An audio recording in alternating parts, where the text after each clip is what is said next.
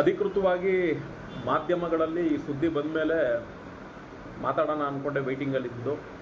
Actually ಮೊನ್ನೆ ಏನು ನಾವು ಚಾಲಕರೊಂದಿಗೆ ಸಾರಿಗೆ ಇಲಾಖೆಗೆ ಹೋಗ್ತೀವಿ, ಆ ಸಂದರ್ಭದಲ್ಲಿ ಕಮಿಷನರ್ ಅವರು ಮತ್ತು ಜಾಯಿಂಟ್ ಕಮಿಷನರ್ ಅವರು ಕೂಡ ಸಿಗ್ತಾರೆ. ಸುಮಾರು ಒಂದು 20-25 ನಿಮಿಷದವರೆಗೂ ಮಾತಾಡ್ತೀವಿ. ನಮ್ಮ ಜೊತೆ ಹಲವಾರು ಜನ ಚಾಲಕರುಗಳು ಕೂಡ ಇರ್ತಾರೆ. ಆ ಸಂದರ್ಭದಲ್ಲಿ ದಯವಿಟ್ಟು ನಾವು ಸ್ಟೇಟ್ಮೆಂಟ್ ಕೊಡೋವರೆಗೂ ಎಲ್ಲೂ ಏನು ಮಾತಾಡೋಕ್ಕೆ ಹೋಗಬೇಡಿ, ನಾವು ಈ ವಿಚಾರನ ನೆಕ್ಸ್ಟ್ ಸ್ಟೆಪ್ ತೊಗೊಂಡು ಹೋಗ್ತಾ ಇದ್ದೀವಿ ಅಂತೇಳಿ ಮಾತಾಡಿ ಎಲ್ಲ ಹೇಳ್ತಾರೆ. ಯಾಕೆಂದರೆ ಅವ್ರ ಕಡೆಯಿಂದ, ಸಾರಿಗೆ ಇಲಾಖೆ ಕಡೆಯಿಂದ ಸುದ್ದಿ ಬಂದರೆ ಚೆನ್ನಾಗಿರುತ್ತೆ. ಮತ್ತು ಅವ್ರದ್ದೇನಾದರೂ ಸರ್ಕಾರದ ಆದೇಶದ ಪತ್ರದಲ್ಲಿ ನಾವು ಈ ಥರ ಸುಪ್ರೀಂ ಕೋರ್ಟ್ಗೆ ಮೇಲ್ಮನವಿ ಹೋಗ್ತಾ ಇದ್ದೀವಿ, ಈ ಬೈಕ್ ಟ್ಯಾಕ್ಸಿ ವಿಚಾರವಾಗಿ ಏನು ಹೈಕೋರ್ಟು ಗ್ರೀನ್ ಸಿಗ್ನಲ್ ಕೊಟ್ಟಿತ್ತು, ಅದನ್ನು ರೆಡ್ ಸಿಗ್ನಲ್ ತರೋ ಅಂಥ ಒಂದು ಕಾರ್ಯಕ್ಕೆ ಮುಂದಾಗ್ತಿದ್ದೀವಿ ಅಂತೇಳಿ ಸಾರಿಗೆ ಇಲಾಖೆಯ ಅಧಿಕಾರಿಗಳು ಸರ್ಕಾರದ ಕಡೆಯಿಂದನೋ ಇಲ್ಲ ಸಾರಿಗೆ ಇಲಾಖೆ ಕಡೆಯಿಂದನೋ ಅಧಿಸೂಚನೆ ಪತ್ರ ಹೊರಡಿಸ್ತಾರೇನೋ ಅನ್ನೋ ರೀತಿಯಲ್ಲಿ ನಾವು ಕೂಡ ವೆಯ್ಟಿಂಗಲ್ಲಿದ್ದೋ ಮೊನ್ನೆಯಿಂದನೂ. ಈಗ ಏಕಾಏಕಿ ಮಾಧ್ಯಮಗಳಲ್ಲೂ ಕೂಡ ಸುದ್ದಿ ವರದಿ ಆಗ್ತಿರೋದ್ರಿಂದ ಈ ವಿಚಾರ ಮಾತಾಡಲೇಬೇಕಾಗಿದೆ. ಏನು ಹೈಕೋರ್ಟು ತೀರ್ಪು ಕೊಟ್ಟಿತ್ತು, ಬೈಕ್ಗಳಿಗೆ ರೂಲ್ಸ್ ಮಾಡಿ ಅದನ್ನು ಯೆಲ್ಲೋ ಬೋರ್ಡ್ ಆಗಿ ಅವರು ಪರಿವರ್ತನೆ ಮಾಡಿಕೊಂಡು ಅವರು ಸಹ ಟ್ಯಾಕ್ಸಿ ಮಾದರಿಯಲ್ಲಿ ಓಡಿಸ್ಕೊಳ್ಳಿ ಅನ್ನೋ ರೀತಿಯಲ್ಲಿ ಹೈಕೋರ್ಟ್ ಏನು ಹೇಳಿತ್ತು, ಅದು ಒಂದು ರೀತಿಯಲ್ಲಿ ಒಳ್ಳೆಯದೇ ಆಗಿದ್ರೂ ಕೂಡ ಬೈಕ್ಗಳು ಸೇಫ್ಟಿ ಅಲ್ಲ ಅನ್ನೋ ವಿಚಾರಕ್ಕೆ ಅದು ಸರಿ ಬರೋದೇ ಇಲ್ಲ. ಅದು ಸೇಫ್ಟಿ ಅಂದರೆ ವಿಚಾರಕ್ಕೆ ಬಂದರೆ ಅದು ಅಲ್ವೇ ಅಲ್ಲ.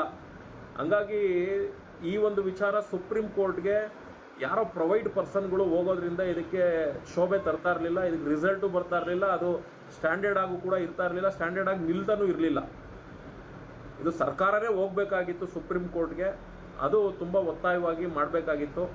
ಈ ವಿಚಾರದಲ್ಲಿ ಸಾಕಷ್ಟು ರೀತಿಯ ಬೆಳವಣಿಗೆಗಳನ್ನ ನಾವು ಸೋಷಿಯಲ್ ಮೀಡಿಯಾಗಳಲ್ಲಿ ತಿಳಿಸ್ತಾ ಚಾಲಕರುಗಳಿಗೆ ಅವೇರ್ನೆಸ್ ಮೂಡಿಸಿ ಹಲವಾರು ಚಾಲಕರುಗಳ ಸಹಿ ಸಂಗ್ರಹಣೆಗಳನ್ನ ಮಾಡ್ತಾ ನಾವುಗಳು ಕೂಡ ಸರ್ಕಾರಕ್ಕೆ ಅಂದರೆ ಸಾರಿಗೆ ಇಲಾಖೆ ಒತ್ತಡ ಹಾಕ್ದೋ, ನೀವು ಒಂದು ಹೈಕೋರ್ಟ್ ಆದೇಶನ ಪರಿಪಾಲನೆ ಮಾಡಿ, ಇಲ್ಲ ರೂಲ್ಸ್ ಮಾಡಿ, ಇಲ್ಲ ಈ ಬೈಕ್ಗಳು ಏನು ವೈಟ್ ಬೋರ್ಡಲ್ಲಿ ರನ್ ಆಗ್ತಿದ್ದಾವೆ ಇದು ನಿಲ್ಲಿಸೋ ಅಂತ ಕೆಲಸ ಮಾಡಿ, ಅಥವಾ ಈ ಆ್ಯಪಲ್ಲಿ ಏನು ರನ್ ಮಾಡ್ತಾ ಇದ್ದಾರೆ ಈ ಬೈಕ್ಗಳನ್ನ ಇಟ್ಕೊಂಡು ಅಟ್ಲೀಸ್ಟ್ ಆ ಆ್ಯಪ್ಗಳು ಏನು ಸರ್ವರ್ಗಳು ಸ್ಯಾಟಲೈಟ್ಗಳಿದ್ದಾವೆ ಅದನ್ನು ಬಂದ್ ಮಾಡಿಸೋ ಅಂತ ಕೆಲಸ ಮಾಡಿ ಅನ್ನೋ ರೀತಿಯಲ್ಲಿ ಮನವಿಗಳನ್ನ ಕೊಟ್ಟು, ಮತ್ತು ಆಟೋ ಚಾಲಕರುಗಳು ಸಹಿ ಸಂಗ್ರಹಣೆಗಳನ್ನ ಮಾಡಿ ಚಾಲಕರುಗಳನ್ನೆಲ್ಲ ಒಗ್ಗೂಡಿಸ್ಕೊಂಡು ಒಂದು 2-3 ಸಲ ಟ್ರಾನ್ಸ್ಪೋರ್ಟ್ ಡಿಪಾರ್ಟ್ಮೆಂಟ್ಗೆ ಹೋಗಿ ಮಲ್ಲಿಕಾರ್ಜುನ್ ಸಾಹೇಬ್ರ ಹತ್ರ ಎಲ್ಲ ನಿಲ್ಲಿಸಿ ಮಾತಾಡಿಸಿ, ಮತ್ತು ಯೋಗೇಶ್ವರ್ ಅವ್ರ ಹತ್ರನೂ ಕೂಡ ನಿನ್ನೆ ಕಮಿಷನರ್ ಅವ್ರ ಹತ್ರ ಎಲ್ಲ ಮಾತಾಡಿಸಿ ಆವಾಗಲೂ ಕೂಡ ವಿಚಾರ ಬಂತು.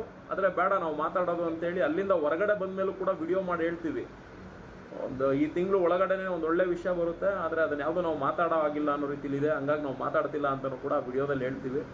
ಹಾಗಾಗಿ ಏನೋ ಸರ್ಕಾರ ಈಗ ಸುಪ್ರೀಂ ಕೋರ್ಟ್ಗೆ ಹೋಗುವಂಥ ಕೆಲಸ ಮಾಡ್ತಾ ಇದೆ, ತುಂಬ ಒಳ್ಳೆಯದೇ. ಇದು ಈಗ ನೆಕ್ಸ್ಟು ಇಷ್ಟು ದಿನ ನಡೆದಿದ್ದಲ್ಲ, ಈಗ ಸುಪ್ರೀಂ ಕೋರ್ಟ್ಗೆ ಸರ್ಕಾರ ಏನಾದರೂ ಮೇಲ್ಮನವಿ ಸಲ್ಲಿಸ್ಕೊಂಡು ಹೋಯ್ತು ಅಂದರೆ ಇದರಲ್ಲಿ ಸರ್ಕಾರ ಗೆಲ್ಲೇಬೇಕು. ಒಂದು ವೇಳೆ ಏನಾದರೂ ಈ ಆ್ಯಪ್ ಸಂಸ್ಥೆಗಳು ಸುಪ್ರೀಂ ಕೋರ್ಟಲ್ಲೂ ಕೂಡ ಗ್ರೀನ್ ಸಿಗ್ನಲ್ ತರೋ ಅಂಥ ಕೆಲಸ ಮಾಡ್ತು ಅಂದರೆ ಇದು ಸರ್ಕಾರಕ್ಕೆ ನಿಜವಾಗ್ಲೂ ಮುಖಭಂಗ ಆಗುವಂಥ ರೀತಿಯಲ್ಲೇ ಆಗುತ್ತೆ. ಕಾರ್ಪೊರೇಟ್ ಸಂಸ್ಥೆಗಳಿಂದ ಸೋಲಾಗುವಂಥ ಒಂದು ಏಟನ್ನು ಕೂಡ ಸರ್ಕಾರನೇ ತಿನ್ನಬೇಕಾಗತ್ತೆ. ಹಂಗಾಗಿ ಇಲ್ಲಿ ಸರ್ಕಾರಕ್ಕೂ ಕೂಡ ಚಾಲೆಂಜ್ ಇದೆ. ಬೈಕುಗಳು ಸೇಫ್ಟಿ ಅಲ್ಲ ಅನ್ನೋದಕ್ಕೆ ಒಂದು 12 ಇಲಾಖೆಗಳ ವರದಿಗಳನ್ನ, ಇಲಾಖೆ ಅಧಿಕಾರಿಗಳು ಕೊಟ್ಟಿರುವಂಥ ವರದಿಗಳನ್ನೆಲ್ಲ ಕ್ರೋಢೀಕರಿಸಿ ಇಲ್ಲಿ ಒಂದು ಒಳ್ಳೆ ಕೆಲಸನೇ ಮಾಡಿತ್ತು. ಆದರೆ ಹೈಕೋರ್ಟ್ ಏನು ಮಾಡ್ತು, ಗೈಡ್ಲೈನ್ಸ್ ಕೊಡಿ ಅನ್ನೋ ರೀತಿಯಲ್ಲಿ ಹೇಳ್ಬಿಡ್ತು. ಹಿಂಗಾಗಿ ಈಗ ಸುಪ್ರೀಂ ಕೋರ್ಟ್ಗೆ ಹೋಗಿರುವಂಥದ್ದು ಒಂದು ಒಳ್ಳೆ ಬೆಳವಣಿಗೆ. ಅತಿ ಶೀಘ್ರದಲ್ಲೇ ಸುಪ್ರೀಂ ಕೋರ್ಟ್ಗೆ ಮೇಲ್ಮನವಿ ಸಲ್ಲಿಸೋವಂಥ ಕೆಲಸ ಆಗಲಿ, ಇಮ್ಮಿಡಿಯೇಟ್ಲಿ ಸುಪ್ರೀಂ ಕೋರ್ಟಿಂದ ನೋಟಿಸ್ ಬರಬೇಕು. ಏನು ವೈಟ್ ಬೋರ್ಡ್ 2 ವೀಲರ್ಗಳಿದ್ದಾವೆ ಇವ್ಯಾವೂ ಕೂಡ ಈ ಕೇಸ್ ಇತ್ಯರ್ಥ ಆಗೋವರೆಗೂ ರನ್ ಆಗಬಾರ್ದು, ಈ ಕೂಡಲೇ ಇದನ್ನು ನಿಲ್ಲಬೇಕು ಅನ್ನೋ ರೀತಿಯಲ್ಲಿ ಇವರು ಮೇಲ್ಮನವಿ ಸಲ್ಲಿಸಿದ ತಕ್ಷಣವೇ ಸುಪ್ರೀಂ ಕೋರ್ಟಿಂದ ಸರ್ಕ್ಯುಲರ್ ಬರಲೇಬೇಕು. ಆಗ ಬಂದಿದ್ದ ತಕ್ಷಣ ಇಮ್ಮಿಡಿಯೇಟ್ಲಿ ವೈಟ್ ಬೋರ್ಡ್ ಬೈಕ್ಗಳು ನಿಲ್ಲಬೇಕು.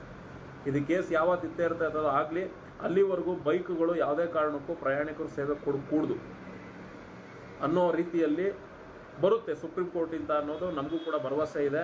ಮತ್ತು ಈ ವಿಚಾರದಲ್ಲಿ ಏನು ನಮ್ಮ TV9 ಮಾಧ್ಯಮ ಇದೆ, ಅದರಲ್ಲೂ ನಮ್ಮ ಕಿರಣ್ ಸೂರ್ಯ ಅವರು ನಮ್ಮ ಆತ್ಮೀಯ ಸ್ನೇಹಿತರು ಸಿಕ್ಕಾಪಟ್ಟೆ ಸ್ಟ್ರಗಲ್ ಪಟ್ಟಿದ್ದಾರೆ. ಯಾಕೆಂದರೆ ನೀವು ನೋಡ್ಬೋದು, ಈ ವಿಚಾರ ಯಾವ ಒಂದು ಸುದ್ದಿ ಮಾಧ್ಯಮದಲ್ಲೂ ಕೂಡ ವರದಿ ಬಂದಿಲ್ಲ, ಬರ್ತಾ ಇರೋದೇ TV9ನಲ್ಲಿ. ಆ್ಯಕ್ಚುಲಿ ಈ ವಿಷಯ ಗೊತ್ತಿತ್ತು ನಮಗೆ, ಹಾಗಾಗಿ ವರದಿ ಅಧಿಕೃತವಾಗಿ ಪ್ರಕಟಣೆ ಆಗಲಿ ಅಂತಲೂ ಕೂಡ ನಾವು ತಾಳ್ಮೆಯಿಂದ ವೆಯ್ಟ್ ಮಾಡ್ತಾ ಇದ್ದೋ. ಈಗ TV9 ಮಾಧ್ಯಮದಲ್ಲೂ ಕೂಡ, ಏಕೆಂದರೆ ಕಿರಣ್ ಸೂರ್ಯ ಅವರು ಈ ಬೈಕ್ ಟ್ಯಾಕ್ಸಿ ವಿಚಾರದಲ್ಲಿ ಗ್ರೀನ್ ಸಿಗ್ನಲ್ ಕೊಟ್ಟಂಥ ಸಂದರ್ಭದಲ್ಲಿ ಆ ಬೈಕ್ ಟ್ಯಾಕ್ಸಿ ಅಸೋಸಿಯೇಷನ್ ಅವ್ರ ಹತ್ರ ಬೈಟ್ ಕೇಳಬೇಕಾದ್ರೂ ಪಾಪ ಅಷ್ಟೇ ಬೇಸರದಿಂದ ಅವನ ಹತ್ರ ಬೈಟ್ ಕೇಳ್ತಾಯಿದ್ರು. ಅದು ಆ ನೋವು ಅವ್ರಿಗೆ ಖಂಡಿತ ಇತ್ತು. ಎಲ್ಲ ಒಳ್ಳೇದಾಗ್ಬೋದು, ವೆಯ್ಟ್ ಮಾಡಿ ಆಗುತ್ತೆ ಅಂತ ನಮ್ಮ ಜೊತೆ ತುಂಬ ಸರಿ ಹೇಳೋರು. ಹಾಗಾಗಿ ಅವ್ರ ಕಡೆಯಿಂದ ಒಂದು ಒಳ್ಳೆ ಸುದ್ದಿ ಪ್ರಚಾರ ಆಗಿದೆ. ಎಲ್ಲ ಆಟೋ ಚಾಲಕರುಗಳು ಇದಕ್ಕೆ ಸಪೋರ್ಟ್ ಮಾಡಿದ್ದೀರಾ. ಎಲ್ಲ ಆಟೋ ಚಾಲಕರುಗಳಿಗೂ ಮತ್ತು ಕ್ಯಾಬ್ ಚಾಲಕರುಗಳಿಗೂ ಸಪೋರ್ಟ್ ಮಾಡಿದಂಥವ್ರಿಗೂ ಹೃದಯಪೂರ್ವಕ ಧನ್ಯವಾದ ತಿಳಿಸ್ತೀನಿ. ಧನ್ಯವಾದ.